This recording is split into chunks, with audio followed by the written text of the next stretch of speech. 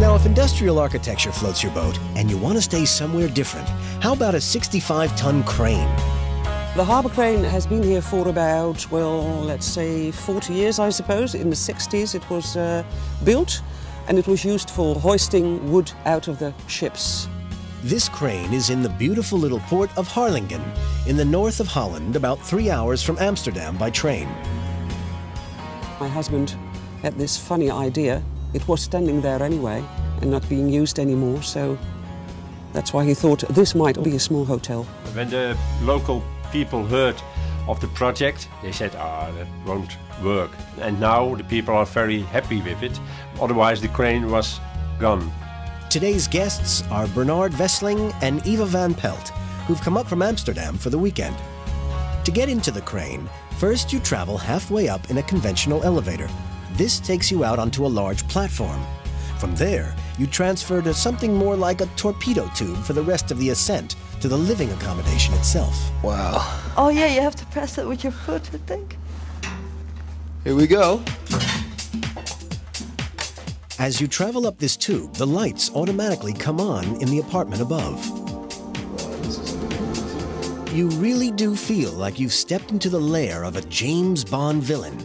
Just hope you don't bump into the button which activates the ejector seat. Oh, look at this. This stunning 220 square foot space is furnished with almost every conceivable modern gadget. The main room has windows on 3 sides. Once you get over the fact that you're in a super luxurious crane hotel, as if that isn't enough, the next thing that strikes you are the amazing views.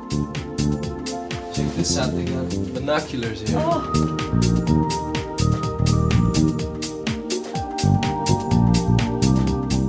The whole industrial theme is used on the interior design as well, with lots of exposed pipework and the same color scheme as on the outside.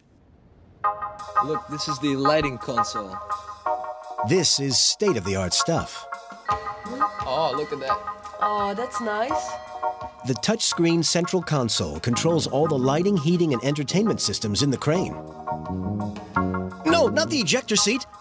It lights up yellow. That's cool. Set within the 4th wall, there's a luxury shower for 2. How very continental. Which has 4 power shower heads.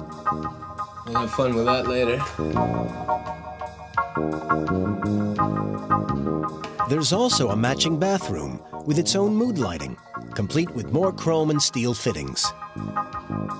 Next to the bathroom is the original steel ladder leading up to the old driver's cabin. Look at this. And now we find out you can actually drive the crane. It turns through 360 degrees, so you can change the views according to your mood. How cool is that? That was a part of the project. It had to turn around, otherwise it wasn't interesting enough. The only problem is you might find yourself fighting over who drives. Let me have a go. No, wait, Come on. wait. Come on. Yeah, you've been on this long enough. Come on, let me have a try. Now, kids, you'll break it.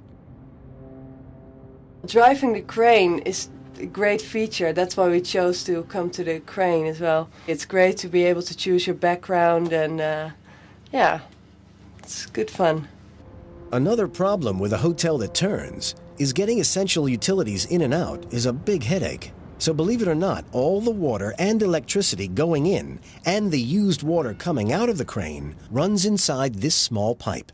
The wastewater has to go down, but the clean water has to go up, and all the electricity which is used here up has to go there. And the difficulty lays in that problem that it turns 360 degrees around. So everything rotates around this central pipe, which is the only part of the top half of the crane which doesn't actually turn. From the driver's cabin, you can step out onto the terrace, which at 70 feet off the ground is the highest accessible point on the crane, giving you great views across the town. To stay here will cost you $300 a night, but book early because it's busy. Well, the crane is fully booked all the time. And whether it's summer or winter or spring or autumn, it's always fully booked. Most people visit the area either to take a boat out to the islands or to check out Harlingen itself. With a population of over 15,000, it's a lovely little port with a long history of shipping and fishing. And these days, it's home to some great little shops and restaurants. The crane is often used for an uplifting, romantic getaway. You wouldn't expect, you know, a romantic setting to be played in a scenery such as this, because they've managed to do something wonderful with it. They put all these features in it which make it very luxurious and very comfortable environment. And you wouldn't expect it from a crane. But romantic or not, boys will be boys. And if there's a gadget to play with... And can we go clockwise this time? How was that for a view, honey? Oh, that's lovely. Sure, it's a romantic place for me and Eva, but that's about all I can tell you about that subject right there. As the new day arrives, so does the breakfast. William puts a selection of pastries, fruit, and coffee into the elevator and sends it right up to the cabin. Well, the breakfast is very elaborate, as you can see, and it comes up with a little through the shaft, and they don't even wake you up.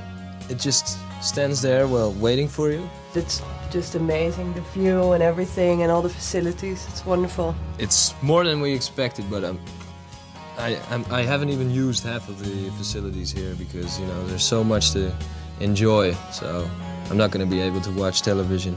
I can do that at home.